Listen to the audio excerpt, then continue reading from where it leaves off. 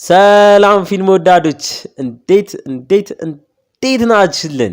ያው ለዛሬም በጣም ስጠብቁት የነበረውን የመኒ ሃይስት ምዕራፍ 3 የመጀመሪያን ክፍል ልናሳያችሁ መተናል። ከዚህ ቀደም የተለቀቁትን ክፍሎች ያላያችሁ ወዳጆቻችን ካላችሁ ደግሞ ከታች ዲስክሪፕሽን ላይ አስቀምጠንላችኋል። ሄዳችሁ ተመልከቷቸው። ሰናይ ጊዜ። ባለፈው ክፍል አይተን እንዳቆምነው ሁሉም ዘራፊዎች ሞኒካንም ጨምሮ በፕሮፌሰሩ እቅድ መሰረት ተሳክቶላቸው በድል ሲያመልጡ ያ የበርሊን ጀግንነትና መስዋዕትነትም ሳይረሳ ሁሉም ዘራፊዎች ካመለጡ በኋላ ከጊዜያትም በኋላ መርማሪዋ ራኬል ፕሮፌሰሩ ያስቀመጠላትን ቅኔንም ፈታ ወደ አንዲት ደሴትም ሄዳ በሚገርም መልኩ ከፕሮፌሰሩ ጋር ዳግመኛ ሲገናኙ አይተን ነበር ያቆምነው። በዚህኛው ምዕራፍ ቀጥለን ይሄኛው ምዕራፍ ደግሞ የጀመረው ሁላችንም ካላሰብነው ቦታ ከቀሽቃዣው አርቱሮ ሲሆን እሱም ዝንጥ ብሎ በማድሪድ ከተማ ላይ በጋርዶች እየተጠበቀ በፍጥነት ወደ አንድ የስፔን ህዝቦች ወደ ተሰበሰቡበት አዳራሽ እየገባ መድረክ ላይም ሲወጣ በህዝቡ ደማቅ አቀባበል ሲደረግለት እናያለን። ምንም በማታስቡት መልኩ ቀሽቃዣው አርቱሮ በህዝቡ ዘንድ ታዋቂና ተወዳጅ ሆኖ አርፎታል። እንዴት አትሉ? ለካ አርቱሮ ከዘረፋው በኋላ ውስጥ ያደረገውን ነገር ሁላ ለህዝብ እየተናገረ ዘራፊዎቹንም ባገኘው አጋጣሚ ሲታገል እንደነበር እጁንም ለወንበዴ አሳልፎ ስላልሰጠ እንደሆነ አሁን ላይ እዚህ ያለው ህዝቡም ይህን ሲናገር ጀግና አድርጎ ወስዶት እሱም ጀግንነቱን ተቀብሎ በወኔ ቃላቶች ለህዝቡ ሾ እያዘጋጀ ማቅረቡን ተያይዞታል። አይ አርቱሮ የአሁኑ ሾ ላይም ስለ ዘራፊዎቹ መጥፎነት እያወራ እነዚህ አይጦች አሁንም ቢሆን ጉድጓዶቻቸው ውስጥ ተደብቀው ነው ያሉት እያለ ትዕይንቱ ወደ ሪዮና ቶኪዮ ጋር ወስዶን ሪዮና ቶኪዮን በሀገረ ፓናማ ጉኒያላ በተባለች ደሴት ላይ በፍቅር ፈታ ሲሉ እያየን ደግሞ እንደገና ወደ አርቱሮ ተመልሰን አርቱሮም ሄልሲንኪ ያደረገውን ማለትም ለ24 ሰዓታት ቦምብ እላይ ላይ አጥምዶብኝ ሲያሰቃየኝ ነበር፣ ይህ ክፉ ሰውዬ እድሜ ልኩን መሰቃየት አለበት ሲለው ትዕይንቱ ደግሞ ወደ ግድንግዱ ሄልሲንኪ ጋር ወስደውን አርቱሮ እንደተመኘለት ሳይሆን ሄልሲንኪ በሀገረ አርጀንቲና ፓምፓስ በተባለች ቦታ ላይ የሌለ ፈታ እያለ በዛው እብዷና ተጫዋቻ ናይሮቢም አብራው እንዳለች እናያለን። አሁንም በድጋሚ አርቱሮ ጋር ይመልሱንና እሱም ሞሬውን ቀጥሎ ስለ በፊት ፍቅረኛው ሞኒካ ማውራት ጀምሮ ከዘራፊዎቹ መሃል ዴንቨር የተባለውን የዛኔ የዘረፋው ጊዜ ጀርባውን በመቀስ እንደወጋውና ብዙ ታጋቾችን እንዳስመለጠ ዴንቨርን በተለዋጭ ፍቅረኛው ሞኒካን እንደወሰደበት እየተናገረ ቀጥሎም ሁሌ ከእንቅልፉ ሲነቃ ያ ከሞኒካ የወለድኩት ምስኪኑ ልጄ ምን ሆነ ብዬ እጨነቃለሁ ይላል። በዚሁ ትዕይንቱ ልጄ ወዳለው አሁን ላይ አባቱ ዴንቨር እናቱ ደግሞ ሞኒካ ሆነው ያሳደጉት ወዳለው ሕፃን ወስደውን እነሱ ደግሞ በሀገረ ኢንዶኔዥያ ውስጥ ያለች ጃቫ በተባለች ደሴት ላይ ሳቂታው ዴንቨር ከሚስቱ ሞኒካና ከልጁ ጋር ፈታ ዘና ሲሉ እናያቸዋለን። በስተመጨረሻም አርቱሮ ለተሰበሰቡት ህዝቦች እሱ የሆነ ጊዜ ታጋች እንደነበርና በድል እንደወጣ እነሱም አሁን ላይ በህይወታቸው ታጋች ሊሆኑ ስለሚችሉ ያንን ተቀብላችሁ ችግራችሁን ፊት ለፊት ተጋፈጡ እያለ ሁሉንም ሰዎች ችግሬን እጋፈጣለሁ እንዲሉ እያስጮኸ ያስብላቸዋል። በዚህ ወደ ሪዮና ቶኪዮም ጋር ተመልሰን ቶኪዮም በትረካ መልኩ እዚህ ደሴት ውስጥ ላለፉት 2 ዓመታት ፍቅር በተሞላበትና ደስ በሚል መልኩ እያሳለፈች እንደሆነ ግን አሁን ላይ ጭንቅላቷ ውስጥ እያሰበችው ባለው ነገር ሁሉም ነገር ሊበለሻሽ ነው ትላለች። ምን ልታረግ ነው ደግሞ? ወይ ቶኪዮ። እሷም ከሪዮ ጋር ባህር ዳርቻ አጠገብ ቁጭ ብለው ያሰበችውን እየነገረችው እዚህ በጣም ደስ ብሎኝ ነበር፣ ግን ከጊዜ ወደ ጊዜ የከተማው ጫጫታና ህዝቦቹ እየናፈቁኝ ነው ትላለች። ሪዮም ቦታ መቀየር ፈልጋ እንደሆነ ገብቶት ግን በሚያሳዝን መልኩ እሱን በሐሳቧ እንዳላካተተችው አውቆ ወደፊት እሱም ከዚህ ቦታ መውጣቱ እንደማይቀር እየተናገረ ለሁለቱም ጥሩ ነገር ይመኛል።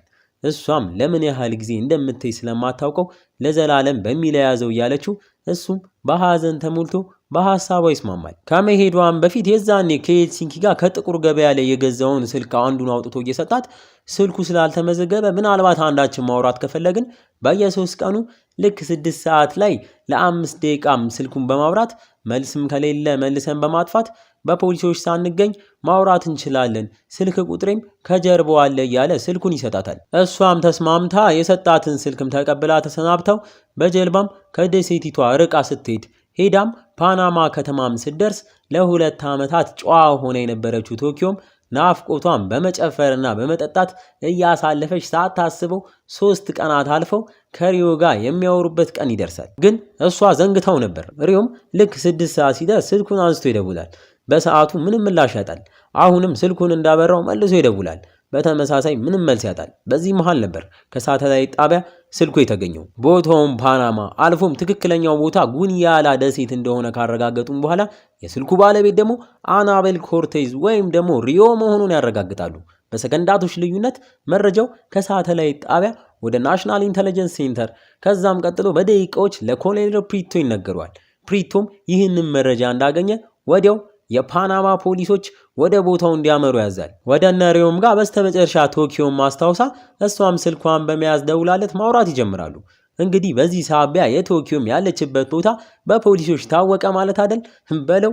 የፓናማ ፖሊሶችም ለሁለት ተከፍለው አንዳቸው ሪዮ ጋር አንዳቸው ደግሞ ቶኪዮ ጋር ግስጋሴያቸውን ማድረግ ይጀምራሉ። ሪዮም በስልክ ውስጥ በጣም እንደናፈቀችውና ከዚህም ሞቶ ከእሷ ጋር መሆን እንደሚፈልግ እየነገራት ባለበት ቅጽበት ሁለት የፖሊስ ፓትሮል ጀልባዎች በፍጥነት እየገሰገሱ ወደ እሱ ወዳለበት ደሴት ሲቃረቡ ያያል።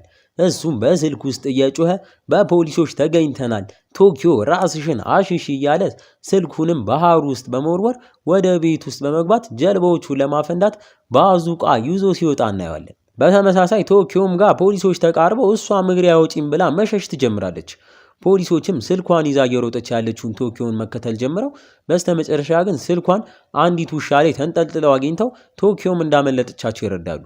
ግን በተቃራኒው ሪዮ ያንን ባዙቃ እንደያዘ ፖሊሶች ላይ ለመተኮስ ድፍረቱን አጥቶ በስተመጨረሻም እጁን ሲሰጥ እናየዋለን። ቶኪዮም ጋር ያሉት ፖሊሶች ከአካባቢው እንደማትርቅ ተገንዝበው ጫካውን ሙሉ ሲከተሏት እሷም በየጫካው ያለ የሌለ ጉልበቷን ተጠቅማ እየሸሻች በሐሳቧም ከሪዮ ጋር ደሴቷ ላይ ያሳለፈቻቸውን ጣፋጭ ጊዜያት እያስታወሰች ላረገችው ነገር ራሷን መውቀስ ትጀምራለች። በቀጣይ ትዕይንቱ በትውስታ መልኩ ወስዶን ዘራፊዎቹ 984 ሚሊዮን ዩሮ ከዘረፉም በኋላ ለካ በጀልባ ሳይታዩ ባህር እንዳቋረጡ ፕሮፌሰሩም ዩሮፕን ለቀው የዓለም አቀፍ ውሃ ላይ እንዳሉ ሲነግራቸው እነሱም ለደቂቃዎች ከተደሳሰቱም በኋላ ለቀጣይ ትምህርት ጠርቷቸው አሁን አምልጠናል፣ ከባዱ ክፍል ግን እየመጣ ስለሆነ በህይወት ለመቆየት ማረግ ያለባቸውን አንድ በአንድ ያስረዳቸዋል። በመጀመሪያም ለሁለት ከፍሏቸው ማለትም ዴንቨርን ከሞኒካ፣ ቶኪዮን ከሪዮ፣ ናይሮቢን ደግሞ ከሄልሲንኪ ጋር ሆነው ለብቻቸው ሲሆኑ ከፍተው የሚያነቡትን ነገር እየሰጣቸው ውስጡም ከዚህ ሲለያዩ ሄደው ከፖሊሶች የማይገኙበት ሴፍ የሆኑ ቦታዎች ዝርዝር እንደሆኑ ይነግራቸዋል።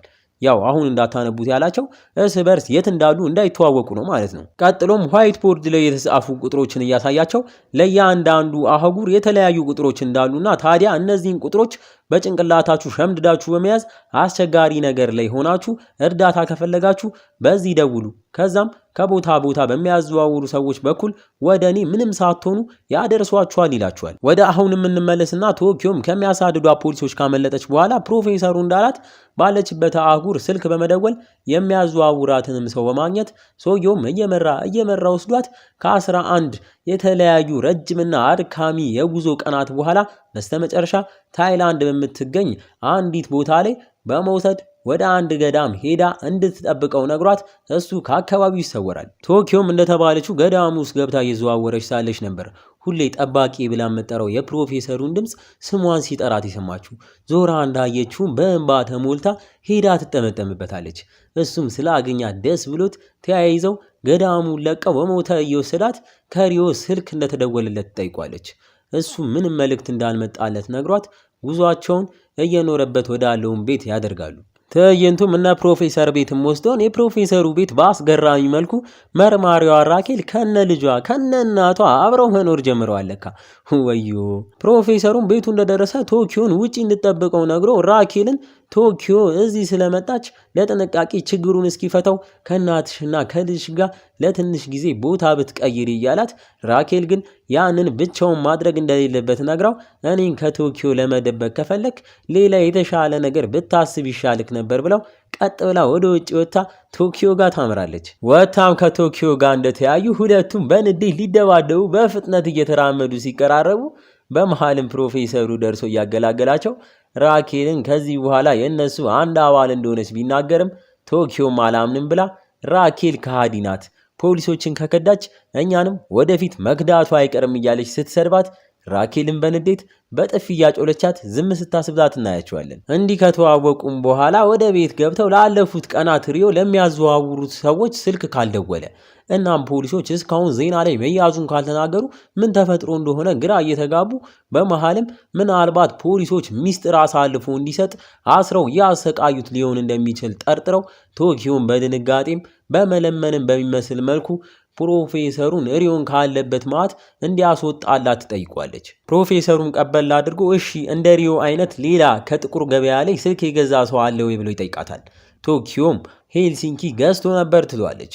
በዚህ ጊዜም በቃ ሁላችንም መሰባሰብ አለብን ይላል። በዚሁ ትዕይንቱ ሪዮ ጋ ወስደውን ፖሊሶች በአሰቃቂ መልኩ ጨለማ ክፍል ውስጥ እጁን ወደ ላይ ጥፍር አድርገው አስረው ሲያሰቃዩት እናየዋለን። ወደ አሁንም እንመለስና ፕሮፌሰሩም ሁሉንም ከያሉበት አስጠራርቶ በመጀመሪያም ሳቂታው ዴንቨር ከልጁና ከሞኒካ ጋር ቀጥለው ደግሞ እብዷ ናይሮቢና ሄልሲንኪም በባጃጃቸው በፍጥነት እየነዱ መጥተው ባጃጇን እንደማቆም በደስታ ብዛት ከነ ባጃጇ ውሃ ውስጥ በመግባት የሚገርም አመጣጥ ያሳዩናል። ዋው! ቀጥሎ ምሽት ላይ ተሰባስበው ራት እየተመገቡ ቶኪዮም ሪዮ ላይ የተፈጠረውን እያስረዳቻቸው ከጥቁር ገበያ ላይ በገዛው የሳተላይት ስልክ ሲጠቀሙ ተይዘው አሁን ላይ ተይዟል የሚል ዜና ሳይወጣ ፖሊሶች እያሰቃዩት እንደሆነ ትናገራለች። በዚህም ጊዜ ዴንቨር ሪዮ ሁላችንም የት እንዳለን አያውቅም፣ እኛ ታዲያ ለምን እዚህ ተጠራን እያለ ሲቋውጠው ፕሮፌሰሩም ሪዮን ለማስለቀቅ ነው ብሎት ያርፋል። ዴንቨርም በዚህ ጊዜ ከተቀመጠበት ተነስቶ በፍጹም እሱ ሕፃን ልጁን ትቶ መሄድ እንደማይችል እየጮኸ እየተናገረ ፕሮፌሰሩን ከዚህ በኋላ አለቄ አይደለም፣ እንዲሁም አባቴን ስላስነጠከኝ የምታደርግልኝ ነገር ሁላ ይገባኛል፣ ግን ከዚህ በኋላ እኔ ተመልሼ ወደዛ አልገባም እያለ ለቶኪዮም ሪዮም በራሱ እጅ ነው ይበለው እያላት ባለበት ሰዓት ፕሮፌሰሩም እያስቆመ አሁን ፊት ለፊት የምታያት ቶኪዮ የዛኔ አባትህ የሞት አፋፍ ላይ ሆኖ አንተ ከታች ጉድጓዱን ስቆፍር እሷ ካጠገቡ አልተለየችውም ነበር።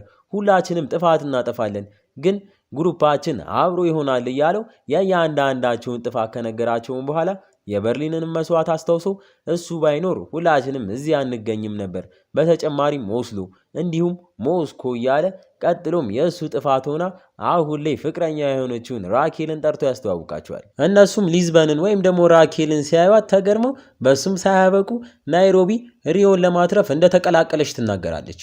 ቀጥሎም ናይሮቢ ከሄደችማ እኔም አልቀርም ብሎ ሄልሲንኪም ይቀላቀላል። በስተ መጨረሻም ያለምንም ምርጫ የቀረው ዴንቨርም ይስማማል። የዛኑ ቀን ምሽትም ቶኪዮ ብቻውን ባህሩ ዳርቻ እየተከዘው ለነበረው ፕሮፌሰሩም ጋምርታ ሪዮን እንዴት ሊያስፈታው እንደሆነ ትጠይቋለች። ፕሮፌሰሩም ያው እኛ ጎበዝ በሆንበት መንገድ ነዋ በዘረፋ ነው ይላታል። ግን መጀመሪያ በዘረፋ ጀምረን በቀጣይ ግን የመንግስቱን ሲስተም እንቃወማለን።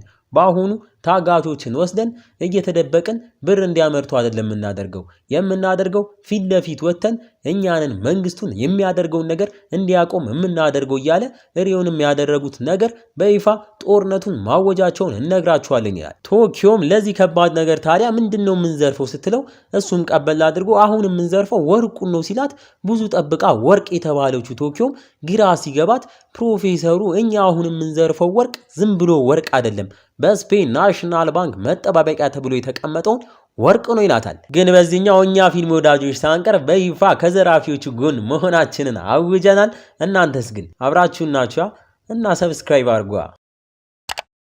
ቶኪዮ ሚሉላ ነገር ካላት በኋላ ይህን ሐሳብ ያሰብከው አሁን እዚህ ባህር ዳርቻ ላይ ቆመክ ነው ወይስ እያለችው ፕሮፌሰሩም ይህ የሱ እቅድ እንዳልሆነ እንዲሁም የአባቱ እንዳልሆነ እየተናገረ ትዕይንቱም ትንሽ ወደ ድሮ ሄዶ ፕሮፌሰሩም የወረቀቶች ማዕት ተሸክሞ በጣሊያን ጎዳና ላይ ተራምዶ ከፊት ያለውን ሰው አንድሬስ ብሎ ጠርቶት ሰውየውም ሲዞር ማን ቢሆን ጥሩ ነው? አንድሬስ ዲፎኒየንሳ ወይም ደግሞ እኛ በምናውቀው በርሊን ነበር።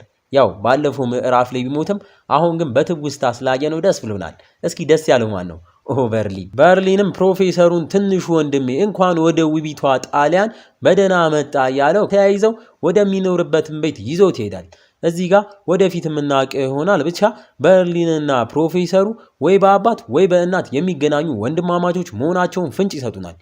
ምን ያስብላል። በርሊንም ፕሮፌሰሩን ወደሚኖርበት ትልቅ ቤት ውስጥ ከወሰደውን በኋላ እዛው በጣሊያን ውስጥ በምትገኝ ከተማ ስም ራሱን የሰየመውን ከዚህም በኋላ የዘራፊዎቹ አባል ሊሆን የተቃረበውን የበርሊንም የልብ ጓደኛ የሆነውን ፓሌርሞን እናየዋለን። ፓሌርሞም ፕሮፌሰሩን ሰላም ካለው በኋላ በርሊንም ቀጥሎ ድሮ ከስፔን ባንክ ወርቅ ለመስረቅ ያወሩትን እንደሚያስታውስ ጠይቆት ለዛም ሁነኛ መፍትሄ እንዳገኙ ሲነግሩት በሰዓቱ ፕሮፌሰሩ ያ የሚሆን ነገር አይደለም ቢገቡና ቢዘርፉ ራሱ መውጫ የለንም ቢላቸውም እነሱ ግን ሲቀጥሉበት እንደነበር አሳይተውን አሁን ግን ራሱ ፕሮፌሰሩ ያንን ዝርፊያ ሊያደርግ ቆርጦ ተነስቶና ከባለፈውም ዝርፊያ አንዳንድ ሰዎችን እንደ ፓሌርሞ፣ ሞኒካን፣ ራኬልና ሌሎች ተጨማሪ ሰዎችን ጨምሮ ልክ እንደ ክፍል 1 ለመሰልጠን ወደ በርሊን ሲኖርበት ወደ ነበረውም ትልቅ ቤት ተከታትለው ሲገቡ እናያቸዋለን። እንዲህ እያልን የዚህኛውም ክፍል ማገባደጃም ትዕይንት ላይ የተቃረበ መተን ፕሮፌሰሩም ልክ እንደ ድሮ ማስተማሩን ከመጀመሩ በፊት